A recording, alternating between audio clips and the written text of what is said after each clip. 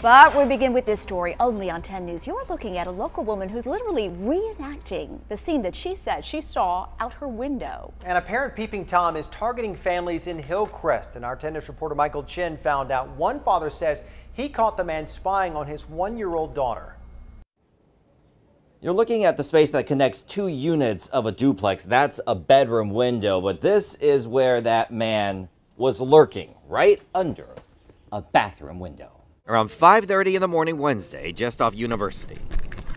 The sound of footsteps woke up Summer, who asked us not to show her face. When she looked out her bedroom window, she saw a man in flannel. He was creeping up here to the windows, and then he was like crouched down, and then he came like over at this angle. The window he was crouched near. I was shaking. I was so scared. A neighbor's bathroom window. Summer could hear water running, someone getting ready for work. Summer says the man took off when she turned on the lights. Fast forward to 5:30 this morning when that neighbor, Rebecca Cahalan, now aware of the man near her window, it's unsettling. says she spotted the same man in flannel. Walking slowly towards our window like this, and he only took a few steps before I started pounding on the window. He took off. Cahalan gave chase, but the man got away as we were hearing that story. It is very scary feeling. Next door neighbor Manesh Pandey told us of 3 encounters in the past 5 nights. This is my daughter's window. Each time he says he saw a man in a hoodie looking into his 1-year-old daughter's window. You have a child who is sleeping on her own, and you have this creepy guy who's looking in your window. Pandy says when he shined a flashlight through the window, the man ran off, but he is still lurking. Not knowing what their intentions are. In the thoughts of those who live here. Michael Chen. It's a very sickening feeling, a very scary feeling. 10 News.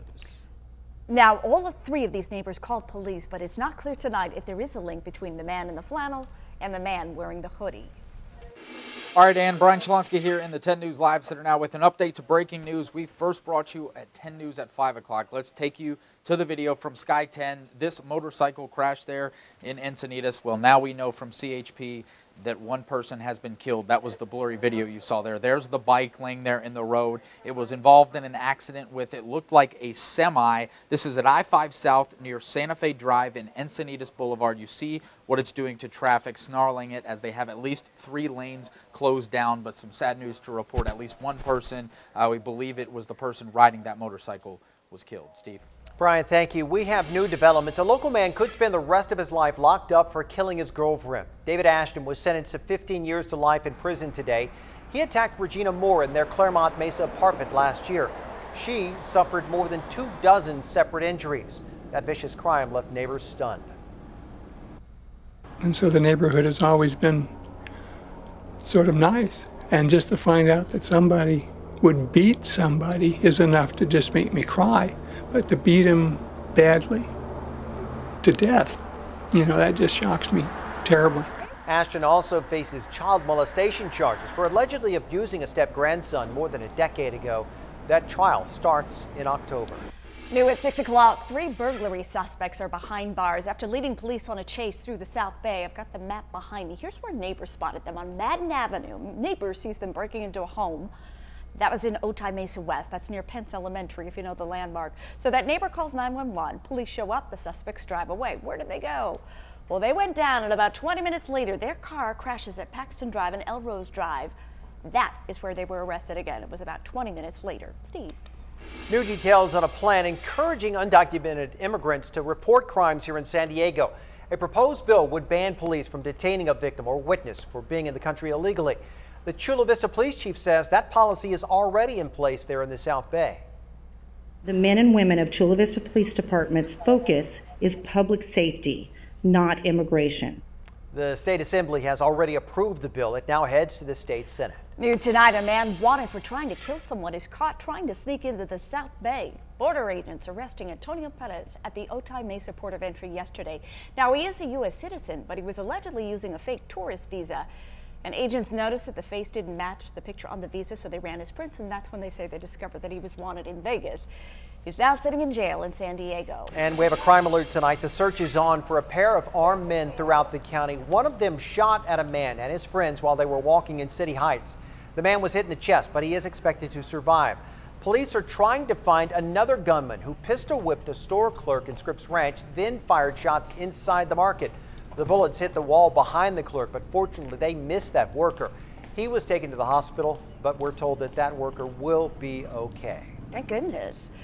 Well, this has not been a good week for MTS riders. 6 people hurt today when a car slammed into the back of a bus in Otay Mesa. This is actually the 3rd crash this week involving an MTS bus.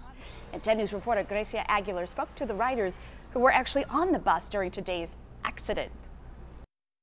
Pieces of car debris still scattered all across the roadway. Dirt where oil spilled following the accident. Witnesses saying a Crown Victoria in the slow lane hit the gas trying to make a yellow light, instead hit a city bus. Cleanup crews sweeping damage left behind from a wreck. Towing a Crown Victoria mangled from the accident. Witnesses say the car was in the right lane trying to pass an MTS bus, instead smashing into it. Smoke, white smoke. Arturo Martinez was riding the bus on his way to City College to take a test. The impact, you feel it, like just it hurts my neck. He says immediately after being hit, he ran over to his friend who started crying. We just got out of the bus. Martinez's friend is one of 6 who were taken to the hospital with unknown injuries. She feels a little bit pain. She's a little bit hurt.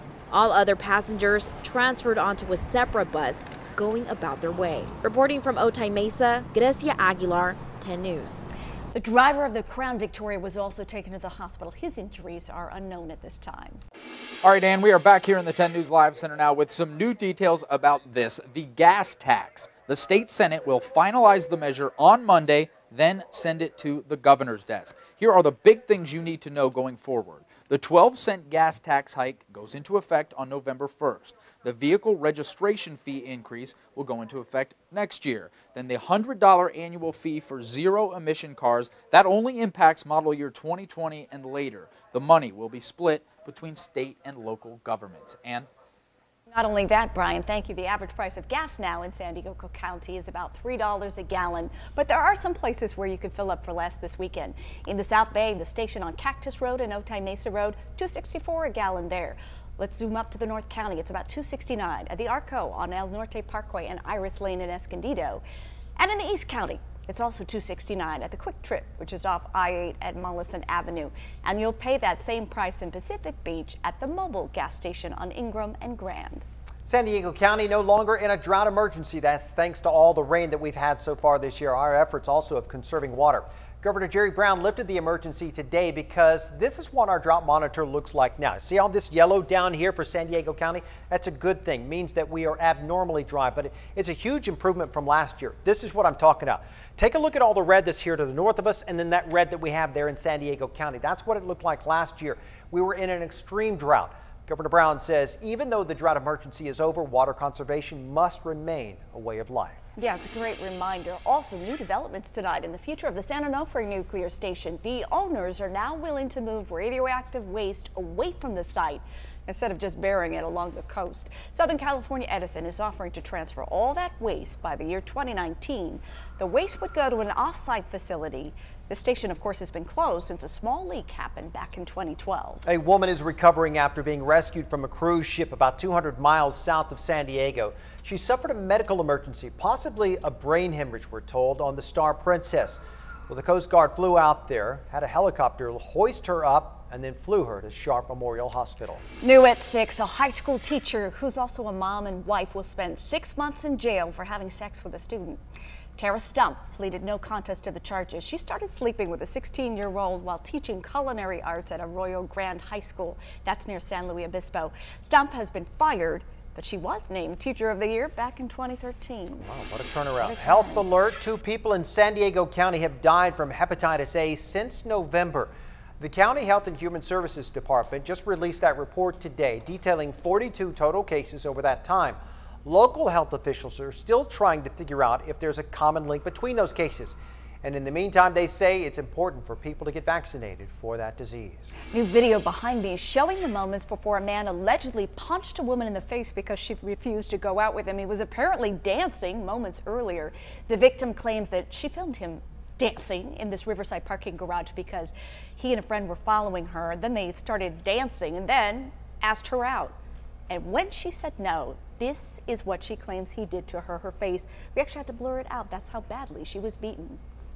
I literally turned to my left, and within like a millisecond, once I turned to the left, boom, just right knocked in my left eye. Now, thankfully, that woman is going to be okay, but police are hoping that somebody recognizes the guy in this Snapchat video. A developing story now. A California college student has now been missing for over a week, and the FBI is getting involved in this search. Alicia Yeoman was last seen last Thursday, and her mother has received several text messages claiming that her daughter has been kidnapped, and someone is now demanding a ransom. But investigators say the messages came from an online source, making them hard to trace.